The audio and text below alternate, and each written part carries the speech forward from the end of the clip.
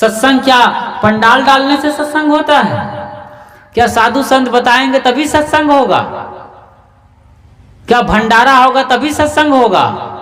होता है, होगा भी ऐसा, लेकिन इतना मात्र सत्संग नहीं है कि पंडाल लगाया जाए, मंच सजाया जाए, हमारे गायक संत गुरुजन आकर गाएं या गायक कलाकार के बढ़िया मधुर संगीत सुनाएं, बड़ा भला भंडारा होता हो, खीर पूड़ी हलवा खाने को मिले, इतना मात्र ही सत्संग नहीं है। सत्संग क्या है?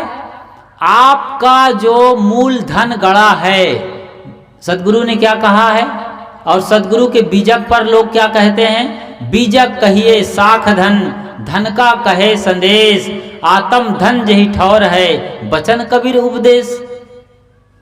बीजक सदगुरु कबीर साहब की मौलिक रचना है, उसमें आत्म धन जो छुपा हुआ है उसका गुप्त संकेत बताता है। बीजक वित्त बतावे जो विद गुप्ता होए, ऐसा वित्त बतावे जीव को बूझे बिरला कोय। ये कोई सत्संग ऐसा नहीं है कि किसी को बुलाना पड़ेगा, किसी को धक्का मारना पड़ेगा, गाड़ी भेजना पड़ेगा तब सत्संग में आएंगे, ऐसा नहीं है। सत्संग आपके दुखों की निवृत्ति स्थल है। क्या आप दुख नहीं झेल रहे हैं घर में? कितना दुख है घर में, कहीं पैसे की तंगी है, कहीं आपस में रिश्तेदारी की नहीं बनती है, बाप बेटे की नहीं बन रही, कभी सास बहू की, और ननद भौज परपंच रचो है, कबीर साहब भी कहते हैं। ये तो जगत प्रसिद्ध लाइन है और जगत प्रसिद्ध बात है, जग जाहिर है कि ननद और भौज का जमता ही नहीं है। बहुत मुश्किल घर होंगे जहां पर ननद भौज के रिश्ते में बात बनती होगी। ननद ना आनंद, किससे? भौजाई से ना आनंद, उसी का नाम ननद है। तो रिश्तेदारी में कितनी खटपट चल रही है, कितने घर में खान पान बिगड़े हुए हैं, शराब कबाब में सारा पैसा खत्म हो रहा है, ये मांस मदिरा, कहीं बड़े शौकीन लोग हैं तो पैसन और फैशन के नाम पर रुपये की बर्बादी कर रहे हैं, ठीक से खाने को नहीं मिल रहा है, तरस रहे हैं, और सब कुछ है तो किसी घर में मुकदमा और पेशी चल रहा है। मुकदमा पेशी नहीं है, खाने पीने का सही है तो आदमी बीमार हो गया, उसके घर में कोई आदमी पागल हो गया है।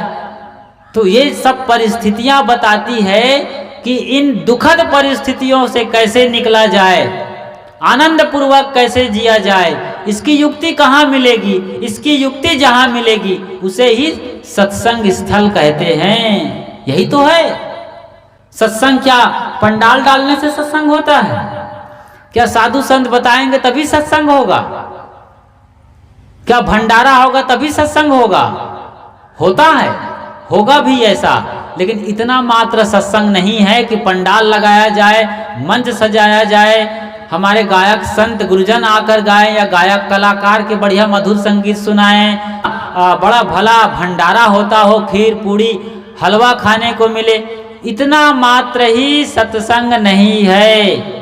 सत्संग क्या है? जब आप अपने जीवन को समझना शुरू करते हो, जब आपने दुखों को सही ढंग से रीड करते हो कि दुख कैसे शुरू होता है हमारे जीवन में, दुख से कैसे हम जा सकते हैं, बुढ़ापा को सुखद कैसे किया जाए, अपने बच्चों को अच्छे संस्कार कैसे दिए जाएं, पति पत्नी का पवित्रतम रिश्ता सालों साल कैसे मधुरम और बरकरार रहे, इन सब को समझना, धन कमाने का सही तरीका जानना, धन का सही सदुपयोग करना और अपने जीवन कल्याण का सोचना, बीजक के बारे में सोचना। यदि आप संत मत से हैं तो मेही बाबा के विचारों को समझना, यदि आप ब्रह्मा कुमारी से हैं, शांति मिशन से हो तो शिव बाबा और उनके धर्म ग्रंथों को सही ढंग से समझना कि वो खाने पीने का, उठने बैठने का, बोली बर्ताव का, लाइफ स्टाइल का क्या मैसेज दे रहे हैं, उनके दर्शन में क्या बात है। आप राधा स्वामी हो उस समाज से, उस पंथ से, तो उस मत से, तो आपको ये समझना है कि व्यास में उनके अपने गुरु क्या बताते हैं। राधा स्वामी के वो व्यास का जो सेंटर है, सत्संग स्थल है, वहां क्या बताया जा रहा है। जिस मत मजहब और परंपरा, जैसे शिव चर्चा है, शिव चर्चा में आपने दीक्षा ले ली, कोई बात नहीं है, कोई तो मिला जहां पर लगता है कि कुछ उपाय निकलने वाला है ज्ञान ध्यान का, लेकिन कहीं शिव चर्चा में आप सिर्फ खाने पीने में अटक के रह गए। शिव चर्चा के लिए मैंने सुना है कि शिव की चर्चा करेंगे लेकिन खान पान में कोई संयम नहीं है, मांस मदिरा सब चल रहा है। तो ये तो बहुत गड़बड़ झाला वाला मत मजहब और परंपरा हो गई ना। तो वहां से निकलना है। अब आपको शिव चर्चा से निकलना पड़ेगा, क्योंकि जो आपको दलदल में और फंसाता हो, आप तो आधे दलदल में डूबे हुए हो, कोई आदमी आके और दलदल में आपके कंधे को दबाए और आप और गड्ढे में जाओ, कीचड़ में फंसो, गर्दन तक कीचड़ आ गई, नाक को कीचड़ छू रही है, थोड़ी देर में सांस भी रुकने वाली है, तो क्या आप निकलना नहीं चाहेंगे?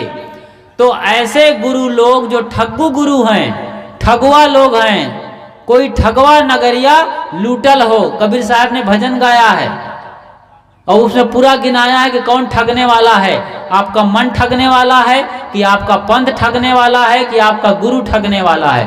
तो ऐसे ठग्गू गुरु के बीच भी नहीं आपको बैठना है। सार बात समझना है कि आप जहां हो, जिस दुख में हो, जिस पीड़ा में हो, जिस तकलीफ में हो, वहां से निकलने का उपाय बताया जाए।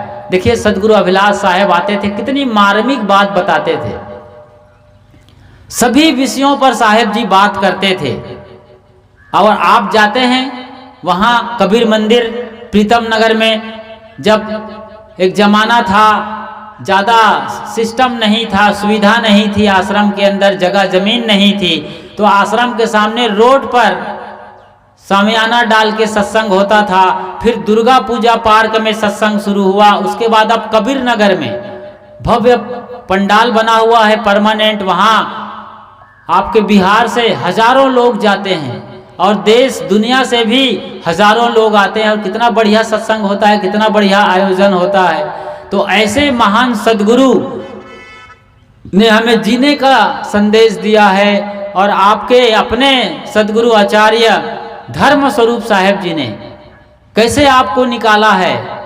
आप कहाँ नाली में जा रहे थे, उन्होंने आपको समंदर में लाया। यहाँ देखो बेटा, यहाँ आनंद ही आनंद है, हिलोरे हैं समंदर के, मंद शीतल हवा है। कहाँ तुम गंदी नाली में, बदबूदार नदी और नाला में डूब रहे थे, नहा के कह रहे थे मुक्ति मिलेगी। शुरुआती दौर में सब ठीक है, कोई बुरा नहीं है, सब अच्छा है। जो भी आदमी जिस मत मजहब और परंपरा में है, जो भी गुरु सिखा रहा है, सीखना चाहिए, लेकिन धीरे धीरे विवेक विचार करना चाहिए, समझना चाहिए। जैसे आपका छोटू जाता है या छोटी जाती है स्कूल में और पढ़ाई करते हैं, ए फॉर एप्पल, मतलब का माने कबूतर, उसी को इंग्लिश में ए फॉर एप्पल कहते हैं। हिंदी वाले का माने कबूतर पढ़ते हैं। अब देखो, का जो अक्षर है वो भी कबूतर नहीं है, कबूतर शब्द भी कबूतर नहीं है। कबूतर की जो फोटो लगी है किताब में, बच्चों की बड़ी बड़ी किताबें, उसमें बड़े बड़ी फोटो लगी रहती है, तो वो कबूतर की फोटो भी कबूतर नहीं है। बच्चा 6 महीना में जान जाता है। ऐसे ही जो बच्चे इंग्लिश मीडियम में पढ़ते हैं, ए छोटा स्मॉल ए और बिग लेटर में ए ऐसे करके क्रॉस कर दिया जाता है सीढ़ी जैसा, वो ए भी एप्पल नहीं है। APPLE एप्पल लेटर भी एप्पल नहीं है, एप्पल शब्द भी एप्पल नहीं है, समझ जाता है। और एप्पल की फोटो लगी है लाल लाल, वो भी एप्पल नहीं है, ये तो फोटो है जी। वो एप्पल क्या है फिर बच्चा समझता है और जानता है कि वो जो मम्मी बाजार जाती है, पापा जब शहर से लौट के आते हैं, तब वो लाल लाल एप्पल लेके आते हैं, सेब फल, और हम खाते हैं, बड़ा मीठा लगता है, बड़ी एनर्जी मिलती है और पेट भरता है, तृप्ति मिलती है, वो एप्पल है। ऐसे बच्चा समझने लगता है। जरूरी है ए फॉर एप्पल, का माने कबूतर पढ़ना। ये जब पढ़ता है तब बच्चा आगे क्लास में जाता है, फिर बड़ी बड़ी किताबों को पढ़ने लगता है, मास्टर, डॉक्टर, प्रोफेसर और हवलदार, प्रधानमंत्री तक हो जाता है। वही बच्चा धूल में खेलने वाला, ए फॉर एप्पल वाला। लेकिन आप लोग जहां बैठे थे आज से 20 साल से पहले, 25 साल पहले, वही चीज कर रहे हैं। वही जड़ पिंडी की आप आरती, पूजा, नहलाना, धुलाना, उसको मंजन, ब्रश, दातुन कराना और भोजन कराना, अरे 25 साल से आपका वो जो देवी देवा देव गोसैया भगवान भवानी खा रही है पी रही है, तो कभी ऐसा मौका आता है कि उनको हाजत भी तो लगेगी। जो खाएगा वो कहीं जाएगा भी तो शौच मैदान। क्या आप भगवान को 25 साल से भोजन करा रहे हो, भोग लगा रहे हो? क्या आपका भगवान कभी आपके घर के बाथरूम टॉयलेट में जाता है? पानी पेशाब टट्टी मैदान नहीं ना। तो इस बात को आप समझिए ना। कबीर साहब इसी को समझने का संदेश देते हैं। यही संदेश देकर के आगे आपको बताते हैं कि विवेक करो, विचार करो। साहब ने बीजक में कहा है, करहु विचार जो सब दुख जाई। विवेक और विचार करने का जो गुण आदमी को मिला है, ये सबसे बड़ा गुण है। सत्संग जो है जागरण का स्थल है और परिवर्तन स्थल है। यहाँ पर हम अपने मूल केंद्र में लौट कर आते हैं कि क्योंकि परिधि में कोई शांति नहीं है। जैसे कुएं के जगत पर हजारों साल तक हम बाल्टी नचाते रहें, हमें पानी नहीं मिलेगा, न प्यास से तृप्ति मिलेगी, बल्कि कुएं के अंदर जो पानी है वहां तक बाल्टी पहुंचाना पड़ेगा। बाल्टी पानी भरकर लाएगी और हमें तब पानी पीकर तृप्ति मिलने वाली है। ऐसे ही ये सत्संग है। हम परिधि में दौड़ते रह गए, केवल स्थूल चीजों में ही, प्राणी पदार्थों में सुख और शांति ढूंढते रहेंगे तो क्षणिक सुख शांति मिलेगी, लेकिन जो आत्यांतिक शांति है, तृप्ति है, वो नहीं मिलेगी। आप मड़ई मेला जाते हैं और रिश्तेदारी में जाते हैं, लेकिन आपका मन घर में लगा रहता है।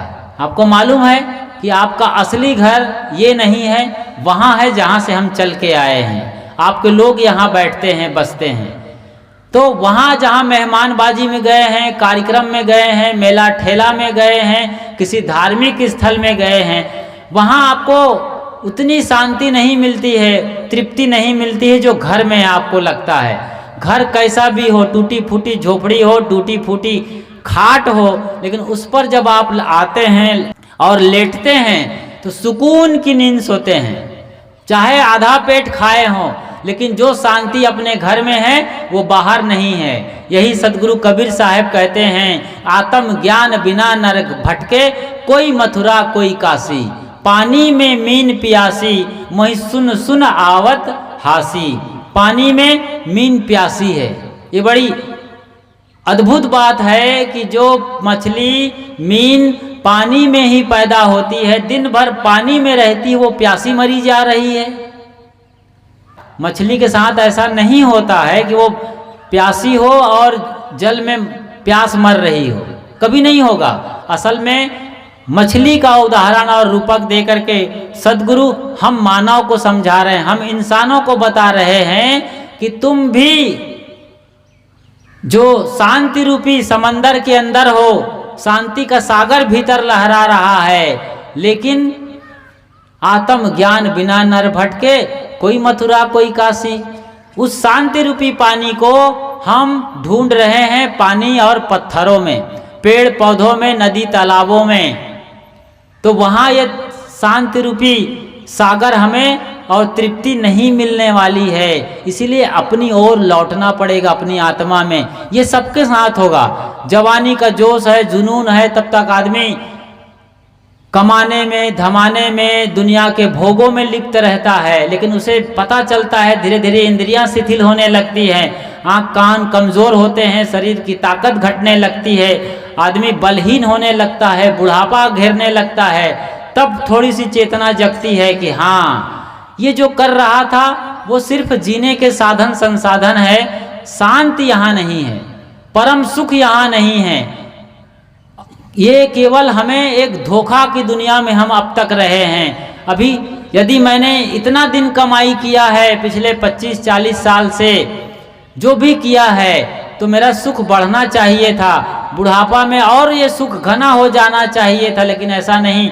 जो सुख बचपन में था वो जवानी में नहीं, जो सुख जवानी में मिली वो और उम्र ढलने पर अधेड़ अवस्था में नहीं है, अधेड़ अवस्था का सुख अब बुढ़ापा में नहीं है, और बुढ़ापे का सुख है वो जर्जर अवस्था में नहीं है।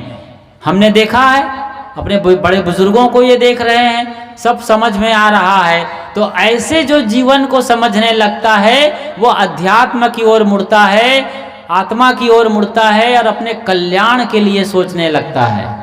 तो जब जागो तब से सवेरा, तो आत्म ज्ञान बिना नर भटके, कोई मथुरा कोई काशी।